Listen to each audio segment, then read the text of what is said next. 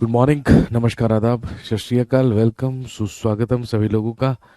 जी, class live हो चुकी है। सारे के सारे लोग जल्दी से मौजूद हो जाइए। ठीक 11:25 अब हो चुके हैं और तारीख आपको पता है, दिस इज 9 ऑफ मे। आज आप जानते हैं 9 मई 2022 है। क्लास पूरी तरीके से लाइव है। जल्दी से सारे के सारे लोग मौजूद हो जाएंगे। Very good morning to all of you.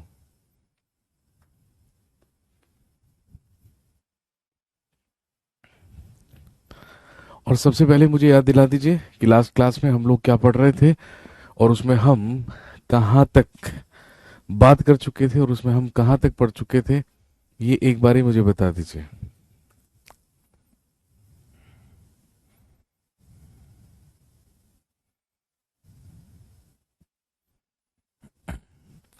Last class में हमने कहाँ तक पढ़ लिया था, प्लीज सबसे पहले मुझे बता दीजिए।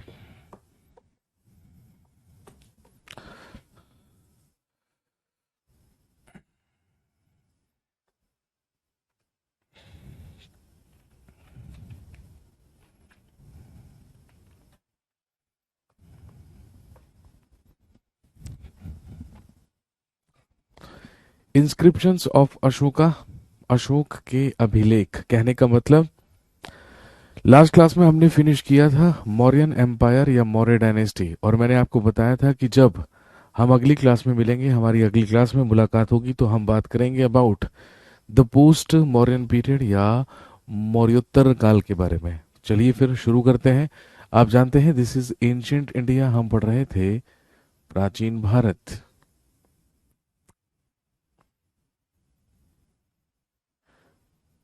एंशियंट इंडिया या प्राचीन भारत, जिसमें आज हम बात करेंगे अबाउट, हेडिंग डालिए, पोस्ट मौर्यन पीरियड।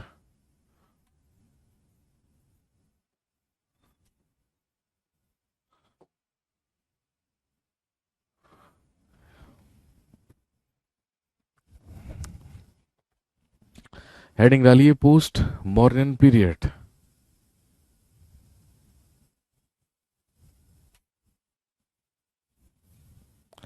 या हिंदी में आप कह सकते हैं मौर्योत्तर काल। मौर्योत्तर काल का मतलब वो काल, वो पीरियड जो मौर्य डायनेस्टी खत्म होने के बाद का पीरियड था। कहां पर? मगध में। उस पीरियड के बारे में हम क्या करेंगे, बात करेंगे। और ध्यान रखेंगे, पोस्ट मॉडर्न पीरियड में सबसे पहली डायनेस्टी हुई, हेडिंग डालिए, शुंगा डायनेस्टी या शुंग वंश।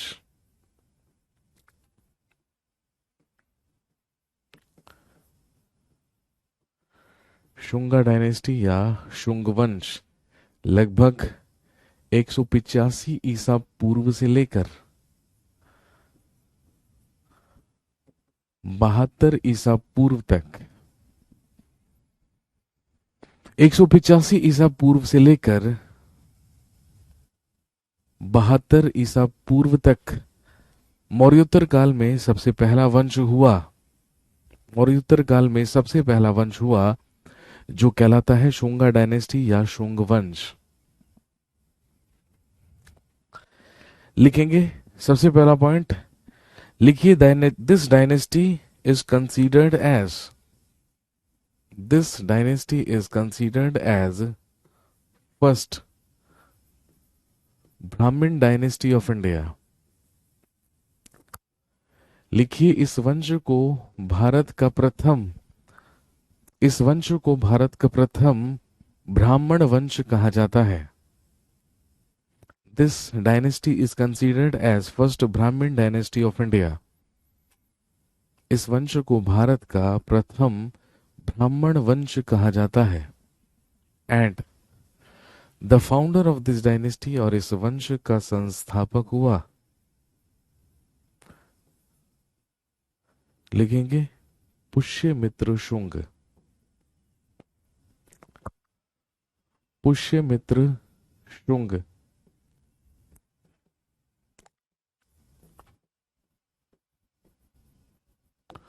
इस वंश की स्थापना पुष्यमित्र शुंग के द्वारा की गई।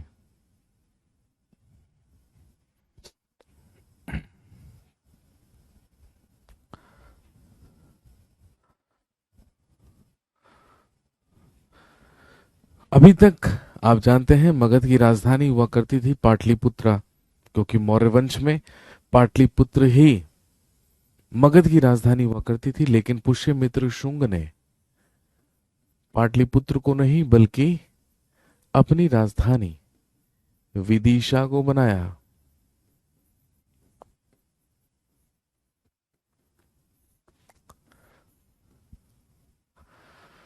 पुष्यमित्र शुंग के द्वारा अपनी राजधानी बनाई गई विदिशा। और आप जानते हैं कि जो विदिशा है वो कहां पर है?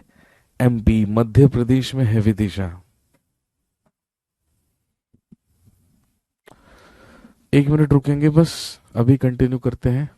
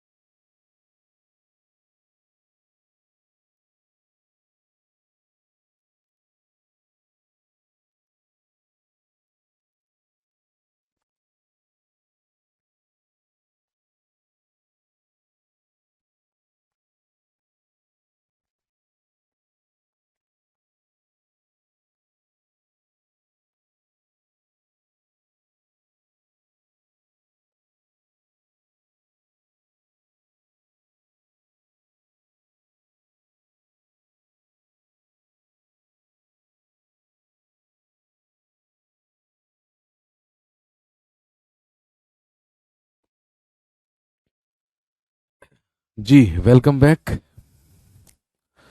तो पोस्ट मॉडर्न पीरियड में मौर्योत्तर काल में जो सबसे पहला मगध में वंश हुआ वो कहलाता है शुंग वंश या शुंगा डायनेस्टी, जिसे भारत का सबसे पहला ब्राह्मण वंश कहा जाता है। आप जानते हैं मौर्य वंश का अंतिम शासक हुआ करता था बृहद्रथ। उसी बृहद्रथ का सेनापति, उसी बृहद्रथ का ही आर्मी चीफ सेनापति हुआ करता था पुष्यमित्र शुंग, जो कि एक ब्राह्मण था। इसी के द्वारा हम सब जानते हैं बृहद्रथ की हत्या करके मगध में एक और साम्राज्य की स्थापना की गई जिसे हम शुंग वंश के नाम से जानते हैं। और इसने अपनी राजधानी पाटलिपुत्र को नहीं बल्कि किसे बनाया? विदिशा को बनाया। लिखेंगे सबसे पहला point, he is known as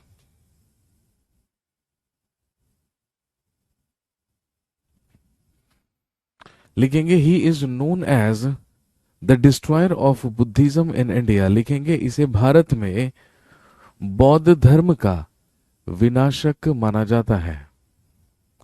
he is known as the destroyer of Buddhism in India. इसे भारत में बौद्ध धर्म का विनाशक माना जाता है बिकॉज, क्योंकि लिखिए he destroyed, because he destroyed 84,000 because he destroyed 84,000 stupas built by Ashoka. क्योंकि इसने अशोक द्वारा निर्मित लगभग 84,000 स्तूपों को नष्ट करवाया था। Because he removed 84,000 because he removed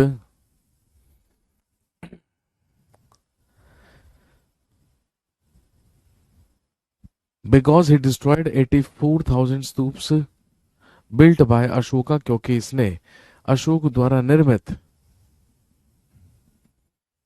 84,000 स्तूपों को नष्ट करवाया।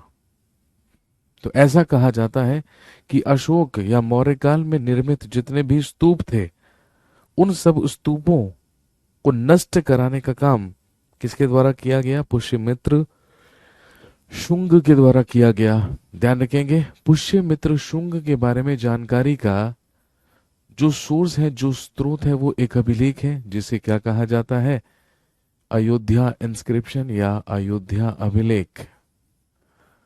और इसी अयोध्या अभिलेख से ही हमें ज्यादातर जानकारी पुष्यमित्र शुंग के बारे में पता चली है। और ध्यान रखेंगे, अयोध्या अभिलेख के ही अनुसार हमें ये पता चला है कि पुष्यमित्र शुंग ने अपने शासनकाल में 2 अश्वमेध यज्ञ करवाए थे। लिखेंगे, he organised 2 Ashvamedha yajnas in his ruling period. इसने अपने शासनकाल में 2 अश्वमेध यज्ञों का आयोजन करवाया। पुष्यमित्र शुंग के द्वारा 2 अश्वमेध यज्ञ करवाए गए थे, ऐसी जानकारी हमें अयोध्या इंस्क्रिप्शन या अयोध्या अभिलेख से मिलती है। और ध्यान रखेंगे, ये दोनों के दोनों अश्वमेध यज्ञ इसी के राजपुरोहित पतंजलि के द्वारा किए गए थे। पुष्यमित्र शुंग के ही राजपुरोहित हुआ करते थे पतंजलि, जिन्होंने उन दोनों अश्वमेध यज्ञों को किया था जो करवाए गए थे किसके द्वारा? पुष्यमित्र शुंग के द्वारा।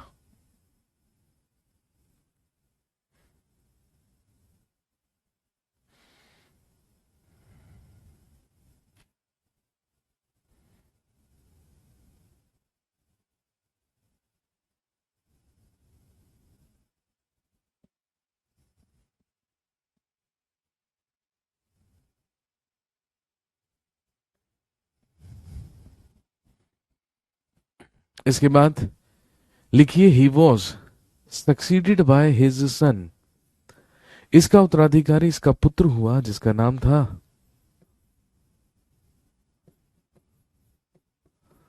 अग्निमित्र शुंग। लिखेंगे, इसका उत्तराधिकारी इसका पुत्र हुआ जो कहलाता है अग्निमित्र शुंग।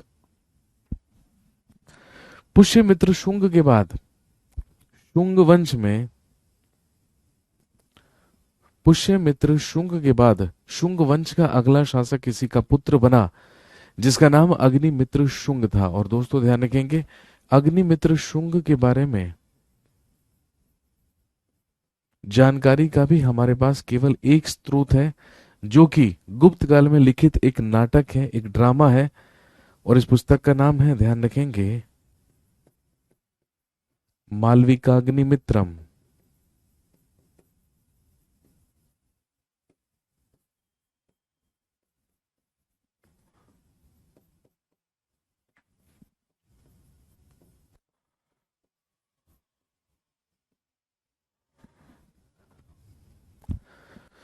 अग्निमित्र शुंग के बारे में अग्निमित्र शुंग के बारे में जानकारी ध्यान रखेंगे, हमें एक उपन्यास, एक नाटक से मिलती है, जो नाटक कभी गुप्त काल में किसके द्वारा लिखा गया? महाकवि कालिदास के द्वारा लिखा गया। अग्निमित्र शुंग की ही एक प्रेमिका हुआ करती थी जिसका नाम था मालविका। और ध्यान रखेंगे, अग्निमित्र और मालविका की ही प्रेम कहानी को, लव स्टोरी को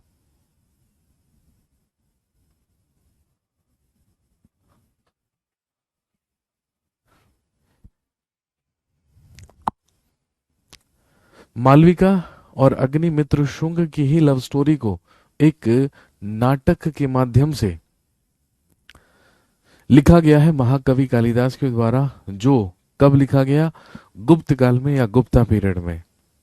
तो मालविका अग्निमित्र से या मालविका अग्निमित्रम से हमें जानकारी मिलती है अग्निमित्र शुंग के बारे में। और यह भी पता चलता है, लिखेंगे, he also gave conservation to Buddhism. लिखेंगे, इसने बौद्ध धर्म को भी संरक्षण प्रदान किया।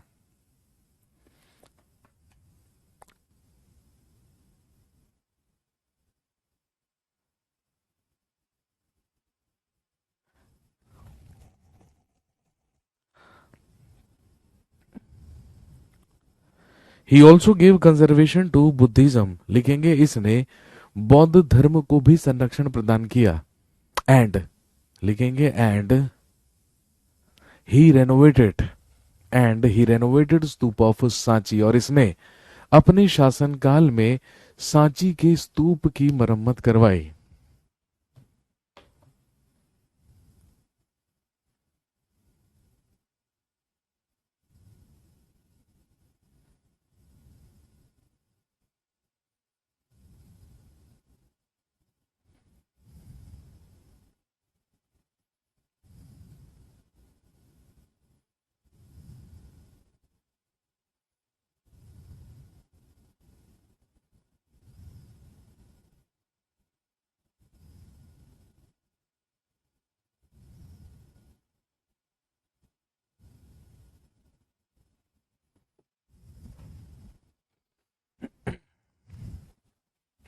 इसके अलावा ध्यान रखेंगे शुंग वंश का ही एक और महत्वपूर्ण शासक हुआ जिसे आप जानते हैं किस नाम से, जिसका नाम था भागभद्र।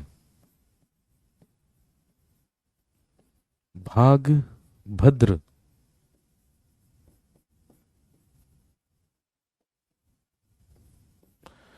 शुंग वंश का एक और शासक हुआ जिसका नाम था, जिसका एक महत्वपूर्ण शासक था जिसका नाम था भागभद्र।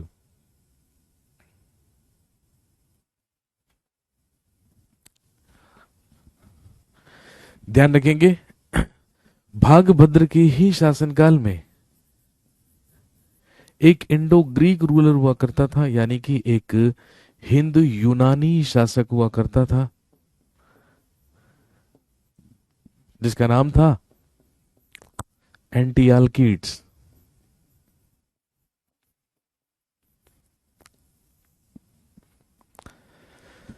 भागभद्र के शासनकाल में ही एक यूनानी शासक जिसका नाम था एंटियालकीड्स, ध्यान रखेंगे इस एंटियालकीड्स के द्वारा अपने राजदूत को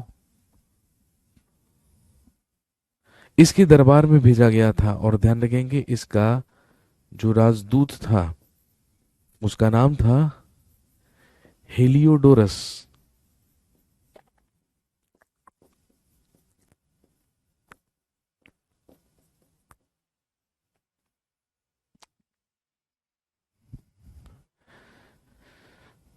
इसी के शासनकाल में हिंद यूनानी शासक, ध्यान रखेंगे एंटियालकीड्स के द्वारा अपने राजदूत हेलियोडोरस को कहां भेजा गया, ध्यान रखेंगे विदिशा भेजा गया। और आप जानते हैं कि हेलियोडोरस के ही द्वारा, हेलियोडोरस के ही द्वारा लिखेंगे विदिशा में गरुड़ स्तंभ की स्थापना की गई।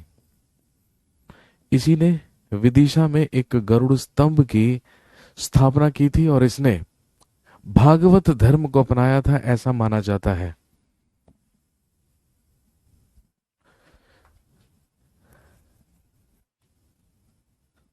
इसके अलावा आपसे पूछेंगे who was last ruler of Shunga dynasty, Shunga वंश का अंतिम शासक कौन हुआ, तो लिखेंगे देवभूति। शुंग वंश का अंतिम राजा लिखिए देवभूति हुआ। The last ruler of this dynasty was Devabhuti. इसी देवभूति की हत्या करके इसी के एक महामंत्री के द्वारा एक और वंश की स्थापना की गई, एक छोटा सा वंश जिसे हम जानते हैं किस नाम से, लिख लीजिए कन्वा डायनेस्टी।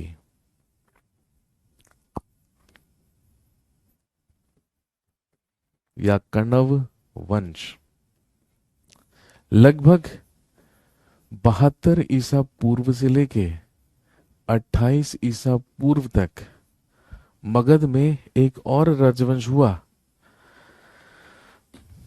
मगध में एक और राजवंश हुआ जिसे हम कण्व वंश या कण्वा डायनेस्टी के नाम से जानते हैं।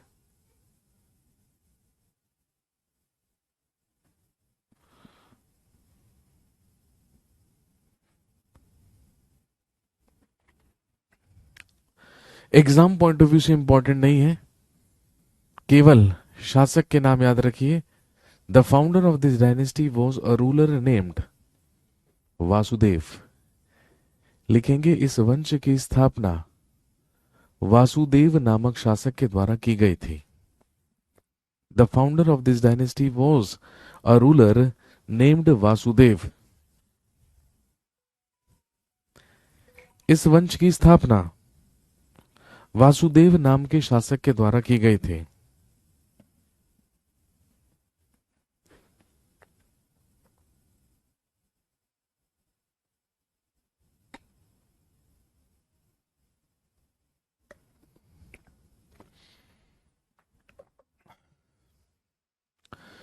लास्ट रूलर मैंने बताया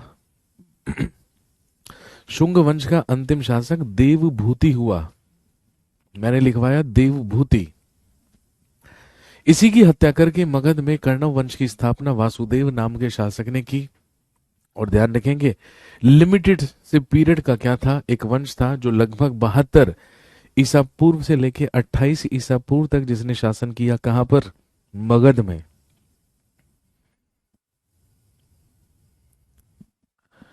वासुदेव के बाद इसका उत्तराधिकारी हुआ भूमिपुत्र कण्वा या भूमिपुत्र कण्व।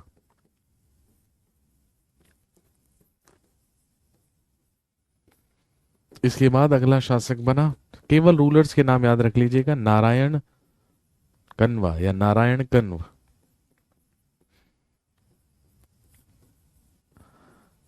लेकिन the last ruler of this dynasty, इस वंश का अंतिम शासक हुआ, लिखेंगे सुशर्मा।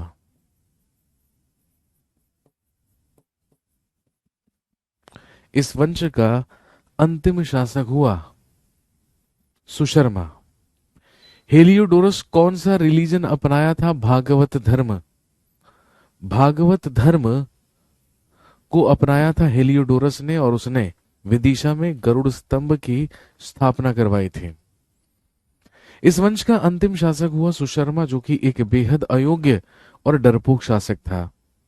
इसी की अयोग्यता और इसी के डरपोक होने का फायदा उठाया महाराष्ट्र के कुछ शासकों के द्वारा, जिन्हें भारत के इतिहास में सातवाहन शासकों के नाम से जाना जाता है। ये कहलाते हैं सातवाहन रूलर्स, ये कहलाते हैं सातवाहन शासक। और ध्यान रखेंगे सातवाहनों का ही एक रूलर हुआ करता था, एक शासक हुआ करता था जिसका नाम था सिमुक। उसी सिमुक के द्वारा कण्वा डायनेस्टी को खत्म करके या इसको डिथ्रोन करके स्थापना की गई किसकी? आंध्र सातवाहन वंश की। तो इसके बाद हम बात करते हैं किस डायनेस्टी की? हेडिंग डाल लीजिए, आंध्रा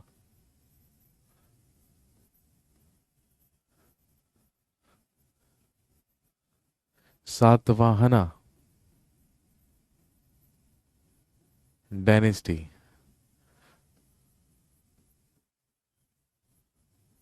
आंध्र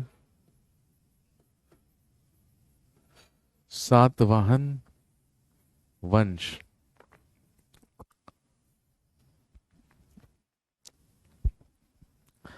आंध्रा सातवाहना डायनेस्टी या आंध्र सातवाहन वंश। और ध्यान रखेंगे लगभग 28 ईसा पूर्व से लेके 3rd सेंचुरी यानी कि 3री शताब्दी तक शासनकाल रहा आंध्र सातवाहन वंश का। और ध्यान रखेंगे सातवाहनों ने सातवाहनों ने अपनी राजधानी महाराष्ट्र के ही प्रतिष्ठान नामक स्थान को बनाया था। लिखेंगे देयर कैपिटल वॉज प्रतिष्ठान।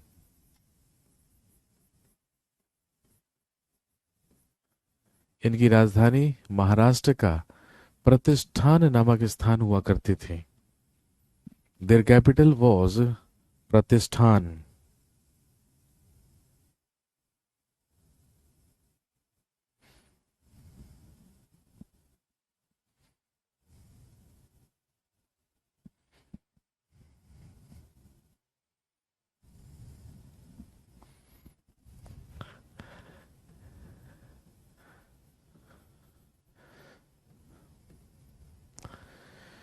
सबसे पहले ध्यान रखेंगे, the founder of this dynasty या इस वंश का संस्थापक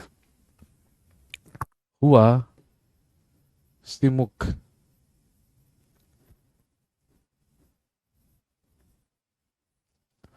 the founder of this dynasty was Simuka. इस वंश का संस्थापक या इस वंश की स्थापना सिमुक के द्वारा की गई। The founder of this dynasty was Simuka. इस वंश की स्थापना सिमुक के द्वारा की गई।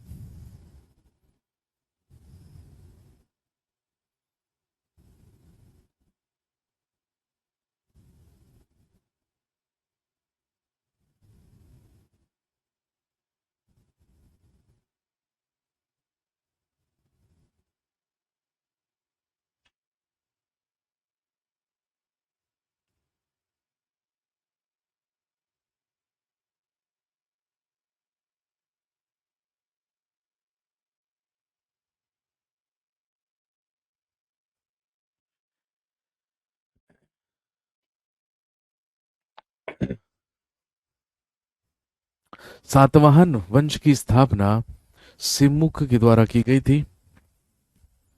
इसके बाद लिखेंगे, the first great ruler of this dynasty. The first great ruler of this dynasty इस वंश का प्रथम महान शासक माना जाता है। लिखेंगे सातकर्णी फर्स्ट।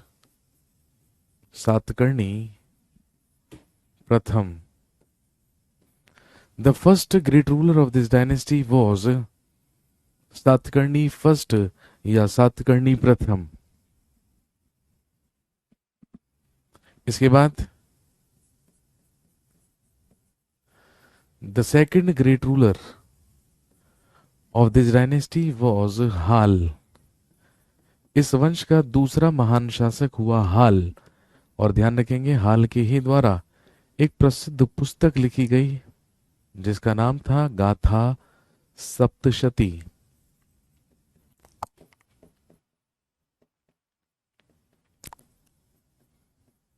जिसका नाम था गाथा सप्तशती।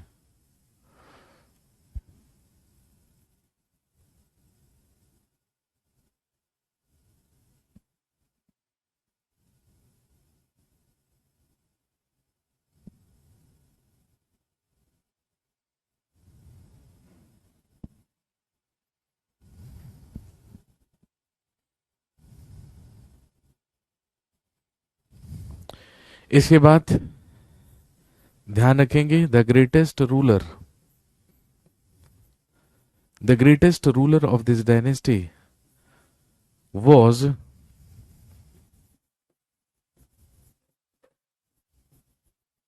गौतमी पुत्र सातकर्णी।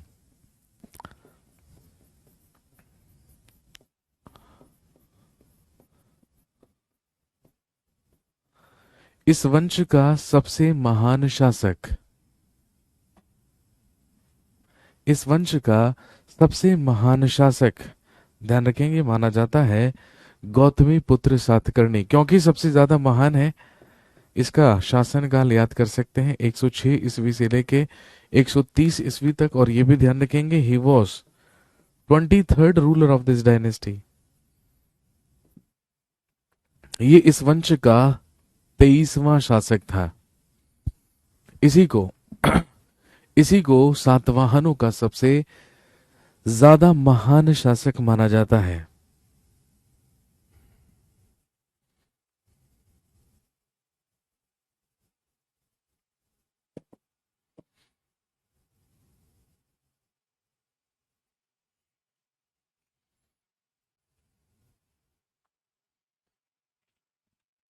और ध्यान रखेंगे सातवाहनों से बनने वाले सबसे तीन इंपॉर्टेंट या सबसे इंपॉर्टेंट तीन सवाल भी किससे संबंधित होते हैं?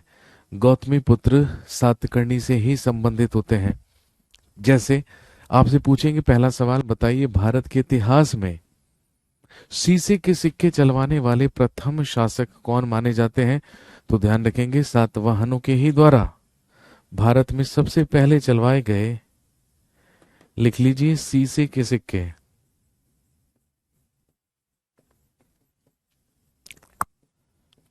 भारत के इतिहास में शीशे के सिक्के या लेड कॉइन से चलाने का काम केवल किसने किया?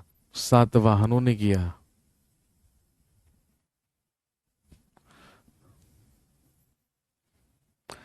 दूसरा सवाल आपसे पूछेंगे कि बताइए किस वंश के शासकों के द्वारा ब्राह्मणों को भूमियां दान में देने की शुरुआत की गई थी? तो ध्यान रखेंगे वो काम भी सातवाहनों के द्वारा किया गया था। लिखेंगे इसी के द्वारा ब्राह्मणों को भूमि दान करने की शुरुआत की गई, और he started donating lands to Brahmins. इसी के द्वारा ब्राह्मणों को भूमि दान में देने की शुरुआत की गई। और एक सवाल आपसे पूछेंगे कि वो किस वंश के राजा हुआ करते थे जो अपने नाम से पहले अपने पिता का नाम नहीं बल्कि अपनी माता का नाम लगाया करते थे? सातवाहन। ये गौतमी का पुत्र था, इसीलिए क्या कहलाता है? गौतमी पुत्र सातकर्णी। और अपने नाम से पहले इसने अपने पिता नहीं बल्कि अपनी माता का नाम लगाया था, इसीलिए तो ये क्या कहलाता था? गौतमी पुत्र सातकर्णी। तो लिखेंगे इसी ने अपने नाम से पहले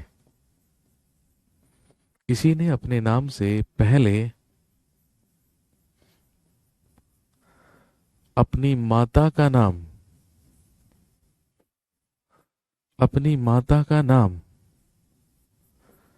लगाने की प्रथा शुरू की।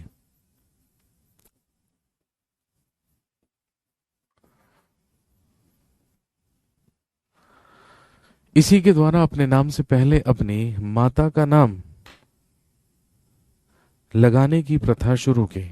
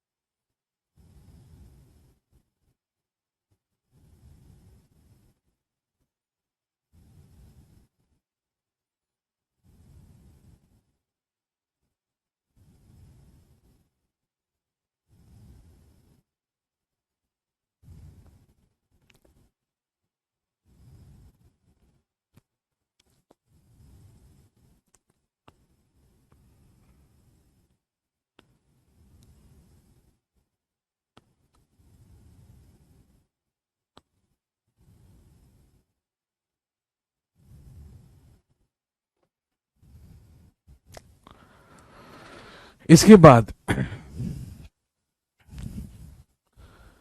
ब्राह्मण वाला एक और बार मैंने कहा, गौतमी पुत्र सातकर्णी के ही द्वारा ब्राह्मणों को भूमि दान में देने की शुरुआत की गई थी, और he started donating lands to Brahmins in his ruling period. इसके बाद याद रखेंगे, the last great ruler of this dynasty, इस वंश का अंतिम महान राजा, the last great ruler of this dynasty, इस वंश का अंतिम महान राजा, इसका 24वां शासक, इसका 24th रूलर माना जाता है, ध्यान रखेंगे, जो कहलाता है वशिष्ठी पुत्र, जो कहलाता है वशिष्ठी पुत्र पुलमावी।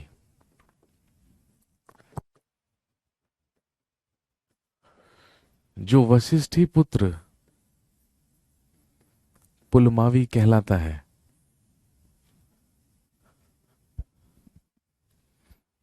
लिखेंगे वशिष्ठी पुत्र पुलमावी, लिखेंगे he is known as first Andhra samrat, लिखेंगे इसे प्रथम आंध्र सम्राट कहा जाता है। He is known as first Andhra सम्राट।